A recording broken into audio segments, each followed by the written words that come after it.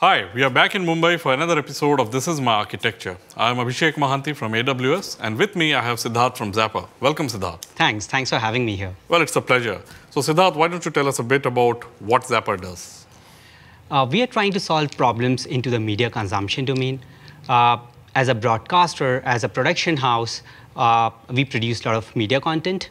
But especially in the offline world, there is no tracking of that media content, what kind of people are watching that media content, or even, in fact, how many people are watching that media content. So what we have done at ZAPR, we have developed the audio content recognition technology, and through which we are trying to figure out what kind of people or what sort of people are getting exposed to what kind of media content. And while doing that, we have built almost one of the largest media consumption repository. That's fantastic. So when you say one of the largest content repository, what sort of scale are we talking about here? All right, so on the user side, we have roughly 30 million monthly active users. Wow. And especially for the TV content, we are tracking somewhere around 500 channels, 24/7. That's this impressive. leads to somewhere around 5 billion minutes being tracked on TV on a monthly basis. That's fantastic.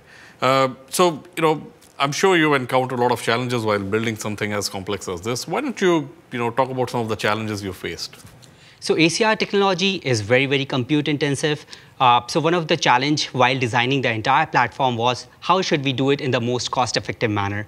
And the entire platform architecture was having that as a first principle. And that's what we're going to talk about today, Yes. right? So why don't you take us through how you solved it?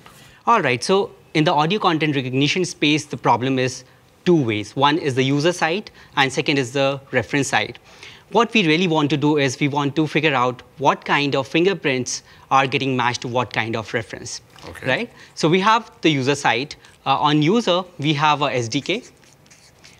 And that SDK, if the user opts into our service, sends fingerprints to ELB. And that ELB forwards those fingerprints into our API server. API server does the validation of those fingerprints, and if the fingerprints are valid, writes it to Aerospike. Nice. So that's where most of the processing happens, right? Yes. And given the kind of numbers you mentioned in terms of scale, you would be running a lot of nodes here. So why Yes. don't you tell us a bit about how you're optimizing on cost? So our load is very predictable. So we could run it on reserved instances, but we took a step ahead, and we thought that let's run it on spot instances. Yep. The way we have auto-scaled these spot instances are based on the request rate, so Okay. for which we have enabled a custom CloudWatch metric, and based on which the auto-scaling gets kicked in. Right, so you track the request rate, and if it goes beyond a particular threshold, it kicks in, and then you add more nodes to Exactly. it. That's clever, right? Do you have any numbers in terms of what sort of savings you've made by using Spot? So if we compare with the on-demand instances, on an average, we have seen roughly around 85 to 90% on a monthly basis. That's significant savings. Okay, so you have your fingerprinting in place, and how do you match it? Why don't you tell us a bit about So that? with this layer, we get the user-side fingerprints into a database. Okay. But to actually do the audio fingerprinting, matching, we really need to have the reference side as well. Okay. Which is where we have the media center. And here, all the audio and the video data goes here. We conduct the fingerprinting, and this media center uploads those fingerprints into SQS queue on a real-time basis. That SQS queue fingerprints are then uploaded into S3 in a 30 seconds batch files, right? And to actually invoke the matching, we use something called beanstalk-D. And this beanstalk-D is a work queue that polls for the S3 files which are getting created. And as soon as the file is created, it creates a job while reading that file from S3. And that job gets picked by one of the matcher instances. And this is where the entire matching is happening from the user-side fingerprints, which are stored in Aerospike, Okay. to the reference which it downloaded from S3. Okay, so you've got your files here, there's a job getting created, you've got your worker nodes, which takes it and then matches it against, the existing value pairs, right? Yes. So this seems to be like the heart of, Yes. your overall matching engine and all. So how do you ensure that, it's resilient enough to do all of that? So we run entirely on spot instances. Okay. Because having cost-optimized cloud platform as a first principle. But we really wanted to have this reliable because this is the crux of the entire architecture. So we looked at reliability from two aspects. One is the infrastructure reliability, and then second is the application level reliability.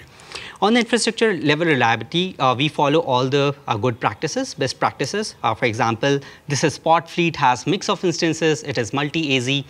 This greatly reduces the chances of Spot going down. Also, we have employed one trick where we scan for the pending capacity of the Spot fleet. And if the pending capacity goes above a certain threshold, we spawn equivalent on-demand instances. And this is how we are able to guarantee infrastructure to these systems.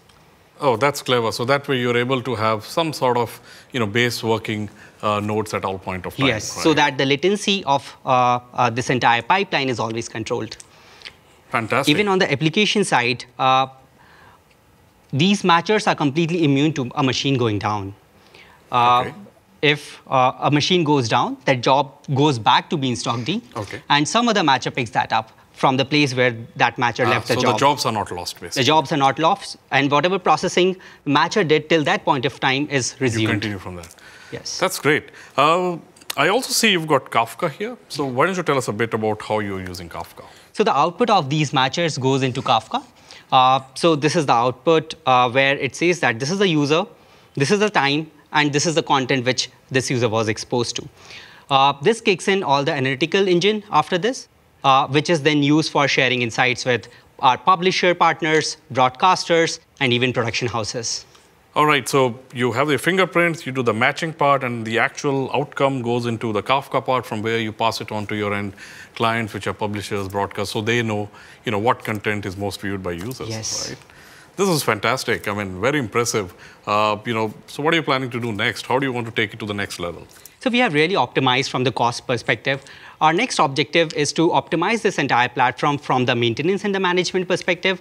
This is where we are exploring managed services like DynamoDB and Kinesis as a potential replacement of Aerospike and Kafka. Interesting. So that way you don't have to do the heavy lifting. We take care of that part, so you focus more on the actual functionality yes. bit, right? Yes. Fantastic. Thank you very much, Siddharth, for coming and sharing your architecture with us. Great learnings from it, right? And thank you for watching This Is My Architecture.